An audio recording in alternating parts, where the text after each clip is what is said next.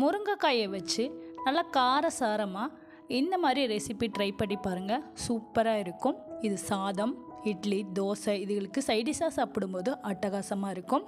முதல்ல இந்த ரெசிபிக்கு ஒரு கடாயில் 2 டேபிள் ஸ்பூன் கடலெண்ணெய் சேர்த்துருக்கேன்.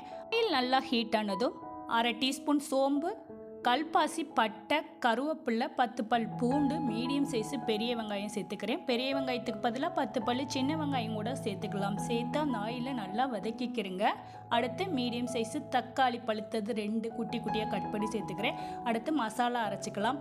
1/4 கப்பு தேங்காய், 3 முந்திரி, 1/2 ஸ்பூன் சோம்பு, கசகசா 1/4 டீஸ்பூன், மஞ்சள் தூள் சேர்த்து நல்லா பேஸ்ட்டாக அரைச்சிக்கிறேங்க.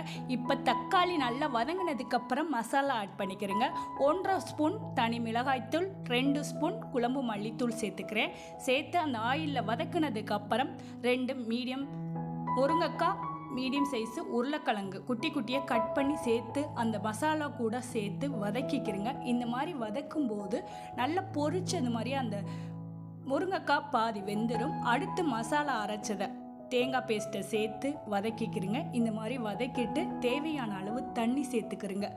நான் வந்து ஒரு 300 ml தண்ணி சேர்த்துக்கிறேன். சேர்த்து நல்லா கொதிக்கட்டும். கூடவே தேவையான அளவு உப்பு சேர்த்து மிக்ஸ் பண்ணிவிட்டு அடுப்பை மீடியம் ஃப்ளேமில் வச்சு மூடி வச்சுருங்க. ஒரு 5 நிமிஷத்துக்குள்ளே சூப்பராக காய் வெந்து அந்த எண்ணெய்னா பிரிஞ்சு வந்துடும். கம்மன்னு சூப்பரான முருங்கைக்காய் பொரிச்ச குழம்பு ரெடி ஆயிடுச்சு. கண்டிப்பாக நீங்களும் ட்ரை பண்ணிவிட்டு உங்களோட ஃபீட்பேக்கை நித்திலம் சேனலுக்கு மறக்காமல் கமெண்ட் பண்ணுங்கள். தேங்க்யூ ஃபார் வாட்சிங்.